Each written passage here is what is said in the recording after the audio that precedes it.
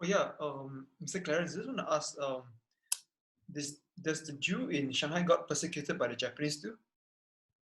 You see, the Shanghai in Shanghai is a very interesting concept, in the sense because Shanghai is an international city. So when the Jewish people went to Shanghai, it took quite a while until about 1943 or 1944.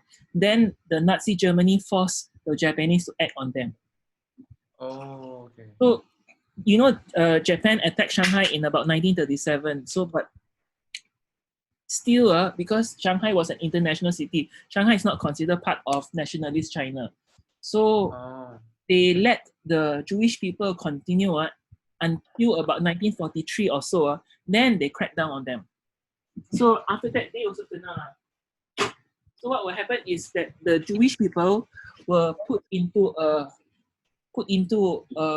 ghetto, but they had a lot of Chinese people who protected them.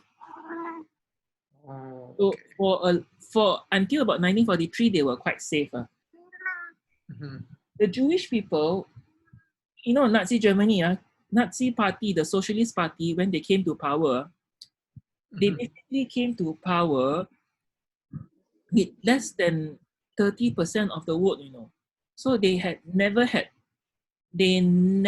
ever had majority.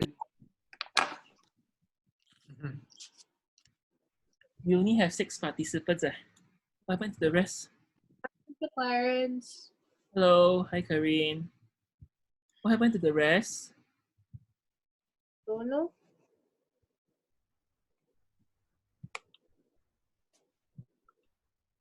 Oh, everything. Okay. Now, let's wait for a little bit more. We have to talk about our final exam. Our final exam will be exactly the same as in the MIB.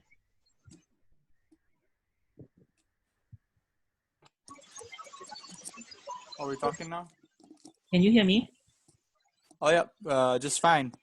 Our final exams will be exactly like the MIB. So if you already said in an MIB that it will be a 2 hours exam, it will be a 2 hours exam. So it will be done online. Can you imagine the chaos? I don't know if this is good or bad. It sounds more bad than good. The exam or the current voice now? Which is where you are you the one with the Clash of Titans, is it? Yeah, I still have not fixed that yet. Okay. Hi. Hi. Hello. Damn, I'm bad. So how's the project coming down? I think okay, yes. I say. Okay, become very famous already, Yusuke, can you hear me? I think I'm going to stop talking. Yusuke, can you hear me? Can you hear what I'm saying? Yes. Yeah, I can hear you. From your video.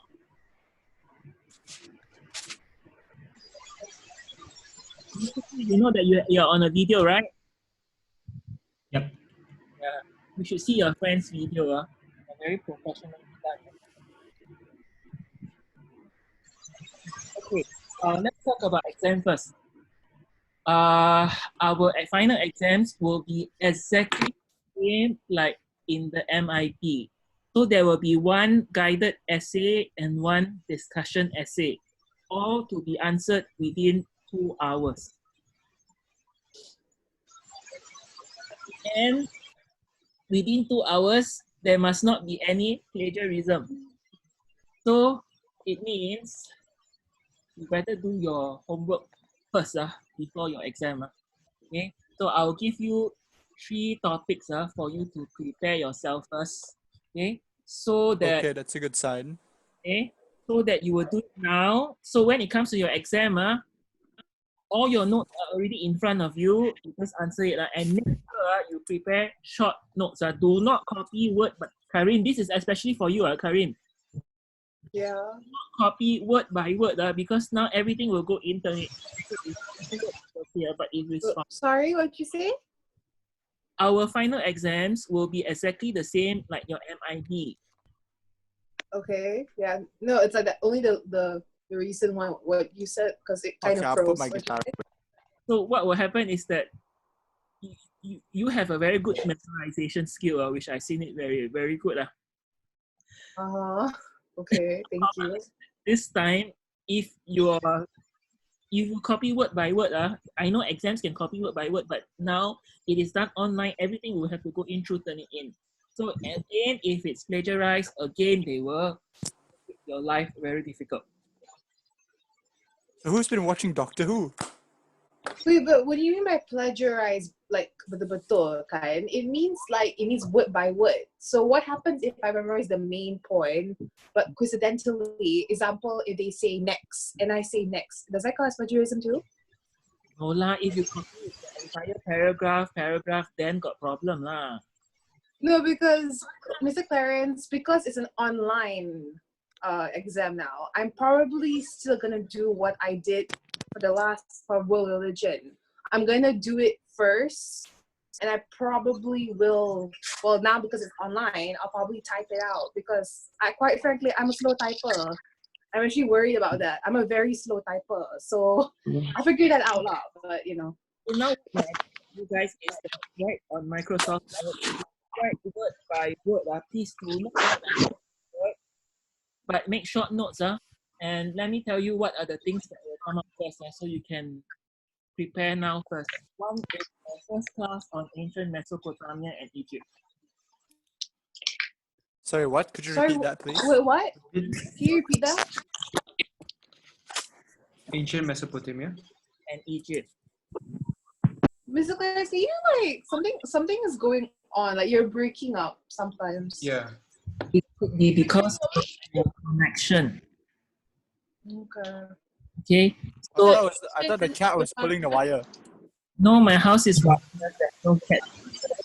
The cat is mentioned her name and she's already very busybody now. Yes. Aha! Okay. Power of submission. The power of the law of attraction.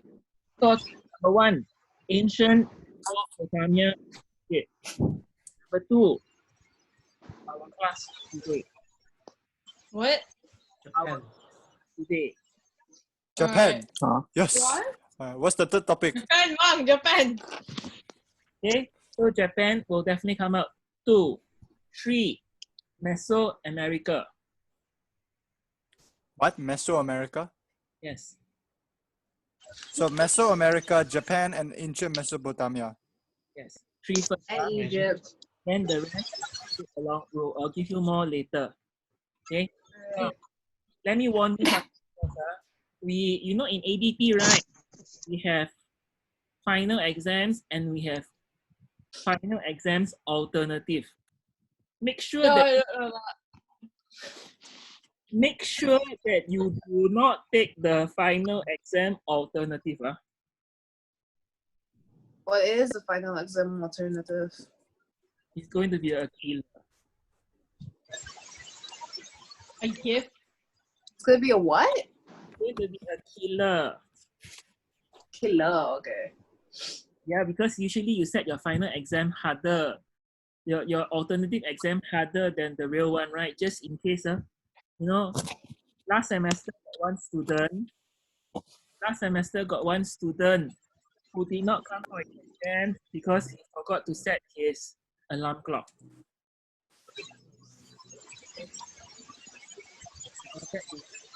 Okay. So now what happens?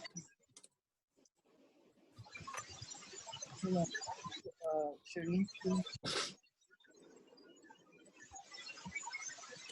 can you see my I hear literal water running. Is there anyone playing water? That's from Dio. Okay, now let's start our class on Japan. Let's continue our class on Japan, and then we'll see Yes, everyone, let's continue our class. Today we look at Japan. This is the one and only class for History 101 on Japan. In History 102, there will be more instances where we will look at Japan, but for History 101, this is the only class that will look at Japan. Japan is unique because from this class, we will look at Japan from ancient Japan until medieval Japan. So today's class will be early, classical, and medieval Japan.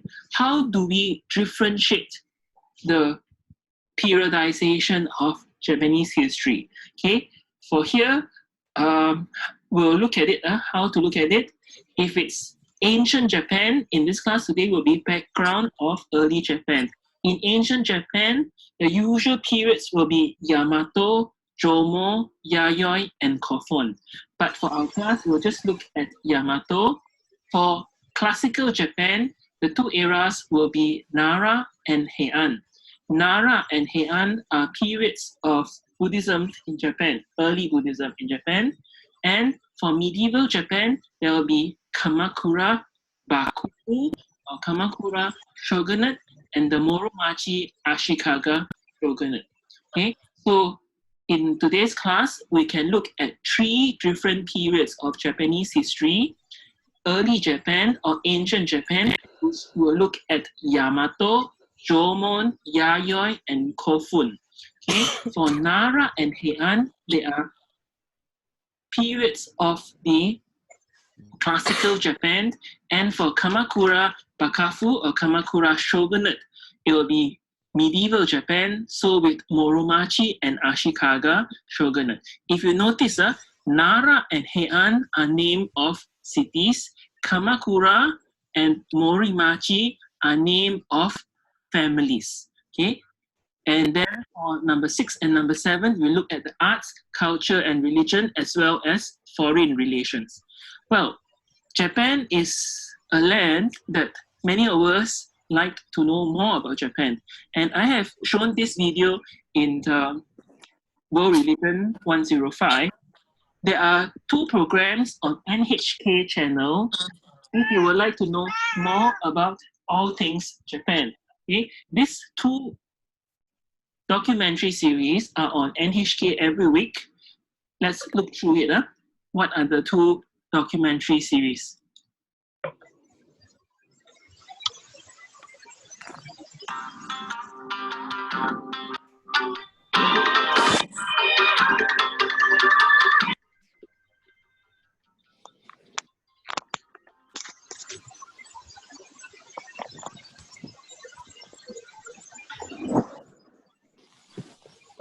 The first is Begin Japanology, and the second is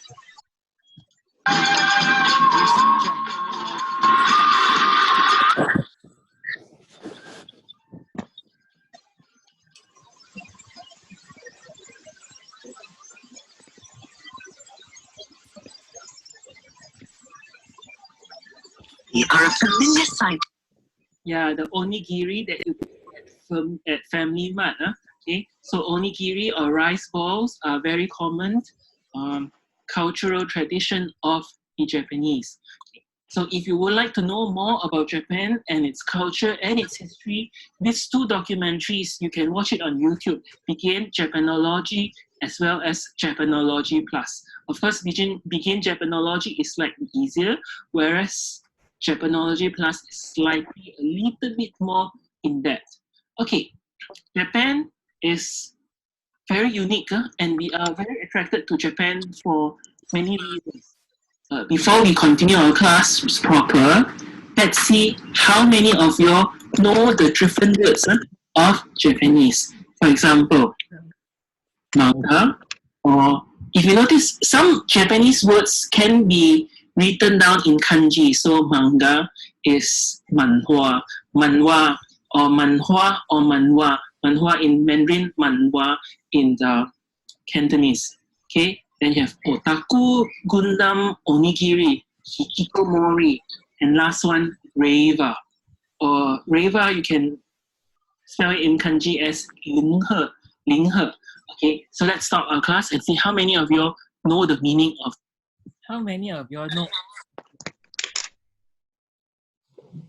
What? Can you repeat that? I heard like such loud screeching for like 1 minute. You were like muted for like a second. Can you hear me now? Yes. So, of the 6 words there, how many of you know? You should know. I know all of it. Gundam? Seriously? That's a toy. Okay, then next, Zain, Yes. what are the other words that you know? Manga is meant for comic book or book, novel.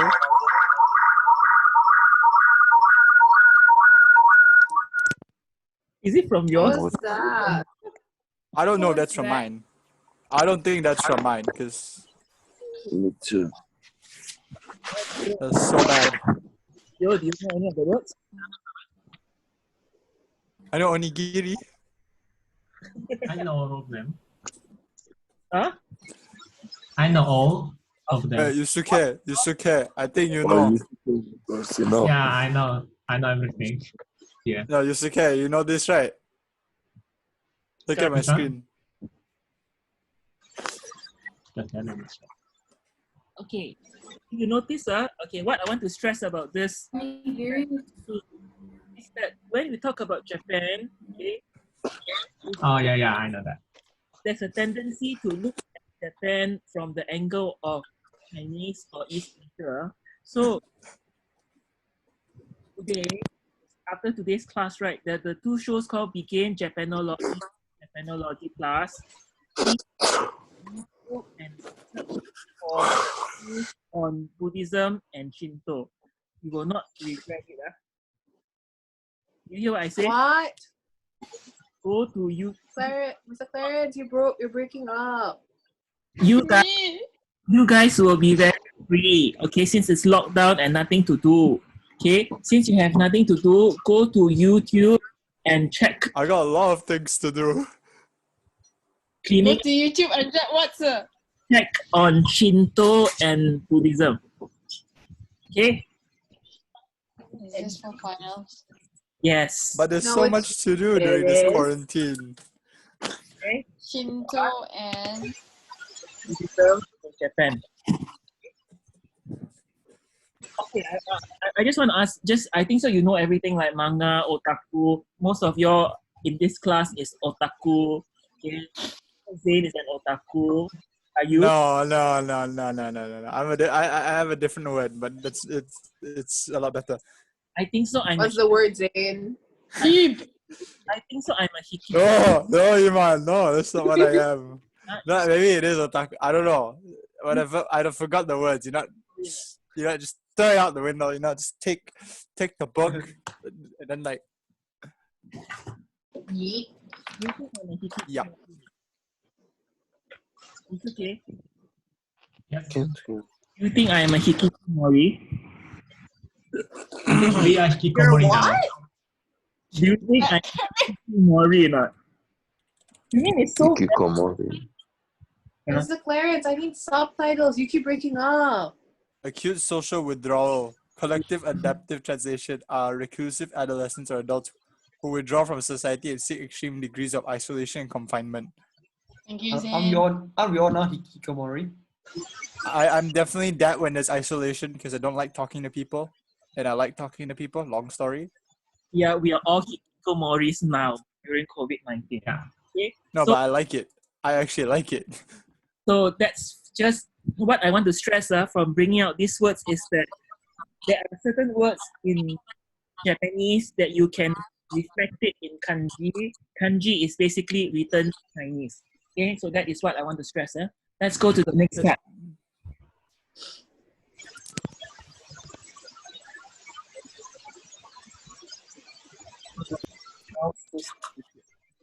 Why did my name?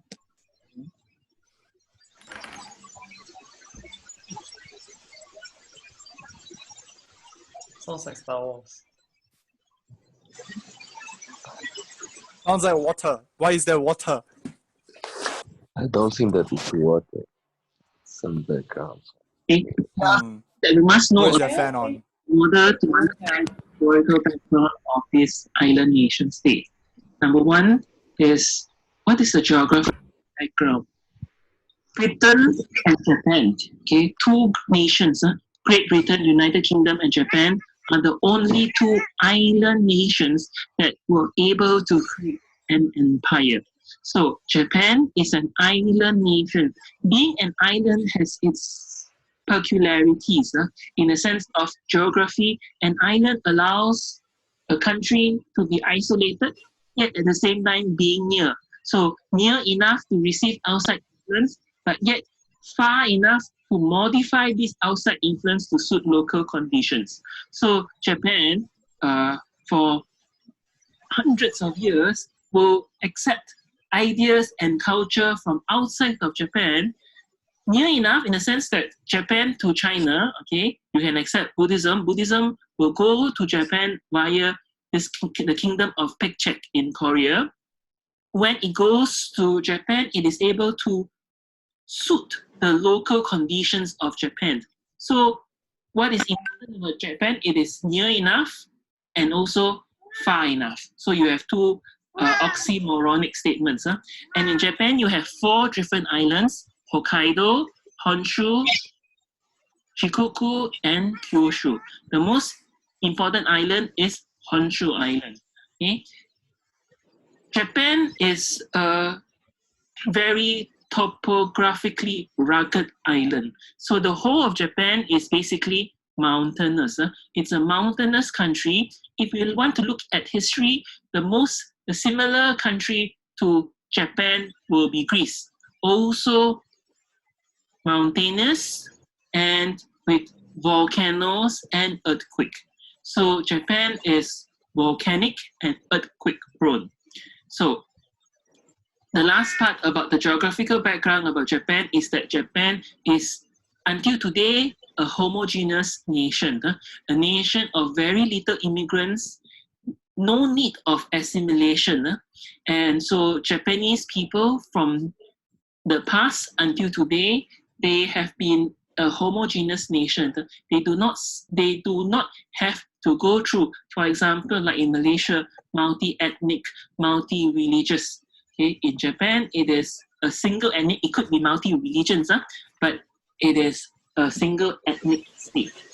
And the Japanese, just like the Jewish people, they always consider themselves as special. In the sense that in Japan, they consider themselves as descendants of the sun goddess or Amaterasu. Now, how do we know about Japanese history? There are ways to learn Japanese history. Traditionally, the Japanese sources for history will be the Kojiki and the Nihon Shingi. So the records of the ancient matters and the chronicles of Japan.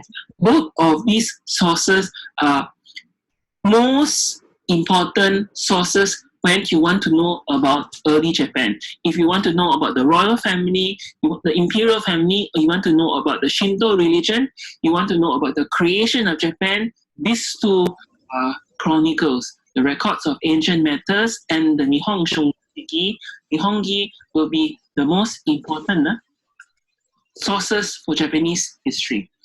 At the same time, you can also source Japanese history from neighboring states, for example, China. So in China, you have the history of the Han Dynasty Chronicles, and the Book of the Wei. Okay, for example, the Wei Dynasty Kingdom. Okay, they have also written about their relations with the next door kingdom. Okay, Japan, in the eyes of the Chinese, the Chinese tend to look at the Japanese at a lower perspective. So the Chinese traditionally have looked at Japan and called them, for example, they use the word term dua, which means dwarfs. And another way to look at Japan is through archaeological evidence. So in Japan, you have burial mounds, you have temples, and you have shrines all over Japan. Some of them have, of course, been reconstructed because you have to remember, Japan is volcanic and earthquake prone. So a lot of the heritage of the past, many of them have been reconstructed over the years. Okay? A very good example for archaeological discovery is, for example, Kofun Burial Mounds. The Kofun Burial Mounds is in the middle of the city of Osaka. Okay? Can you imagine the whole burial ground? The archaeological site is in the shape of a keyhole. Have you ever wondered why? Okay, but whatever we know about the coffin burial grounds, okay, the Japanese government do not allow archaeological excavation to be put in the coffin burial grounds because it is considered sacred. Okay, let's look at this short video clip. You have been there before? No. Osaka, Japan. In the middle of this modern metropolis lies the Daisen Kofun, a tomb for one of Japan's long line of divine emperors. Covering over 400,000 square meters, the Daisen Kofun is considered the largest tomb by area in the world.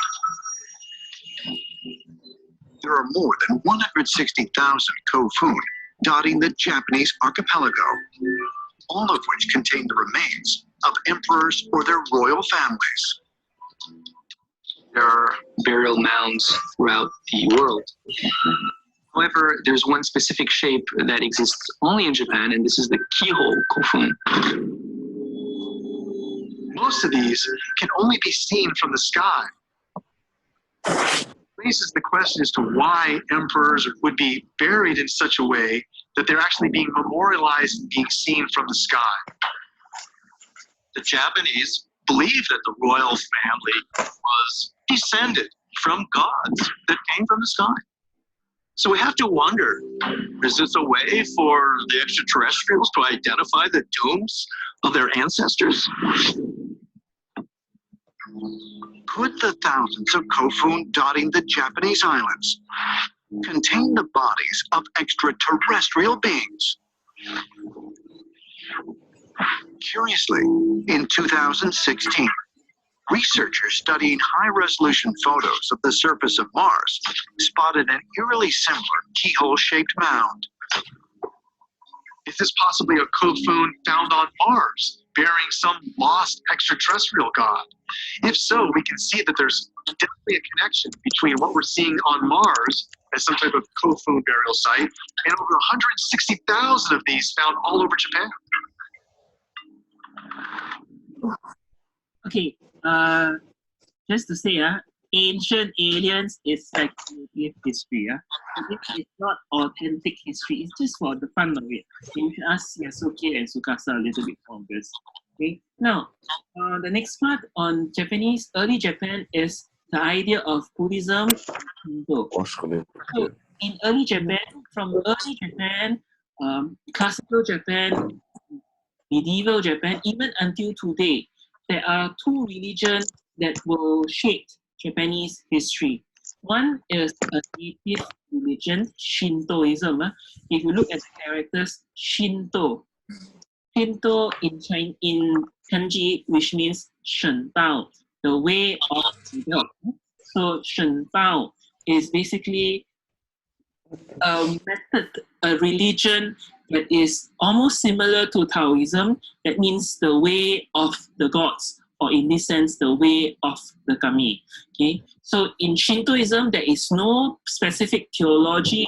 It's not an ethical religion. It's not a moralistic religion. It has a very optimistic outlook on a lot of things. Whereas Buddhism is an imported religion. So Buddhism is an Indian religion. But Buddhism did not come directly from India, but Buddhism came from China via the kingdom of Pekchek, a kingdom in Korea. So Buddhism allows the adaptation of Shintoism, and it more or less provides the philosophical and the afterlife of Japanese society.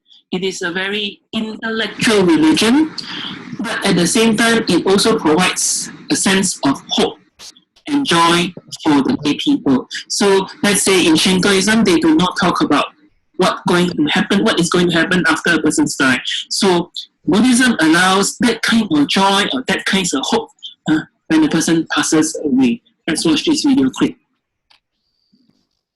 If you Google Buddhism in Japan, you can see that it tells you approximately 34% of Japanese identify as Buddhist and 90% of Japanese practice Shinto. So what's going on here? The people who practice both religions is called Shinbutsu Shugo, which translates to syncretism of Kami and Buddhas. Religious syncretism exhibits blending of two or more religious belief systems into a new system, or the incorporation into a religious tradition of beliefs from unrelated traditions. So why did the Japanese integrate its own Shinto religion with Buddhism?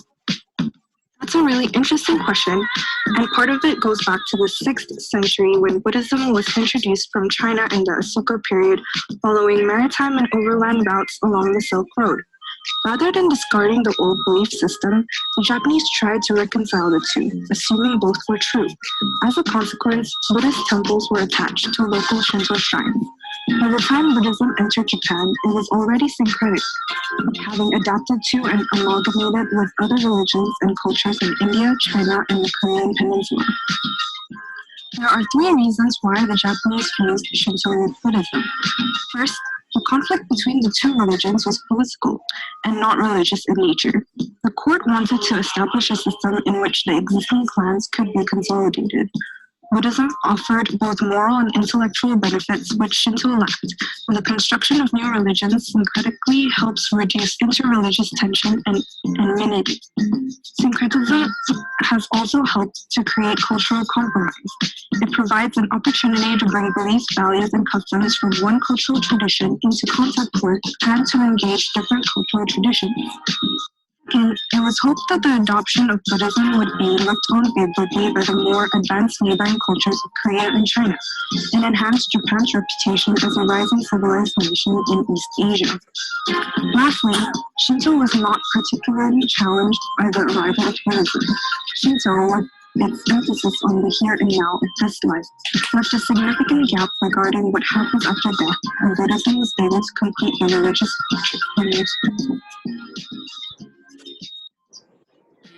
So that's about Shinto and Buddhism, religions that do very well, but they also can be rivals in Japanese history. Now, we go to the founding of the royal family.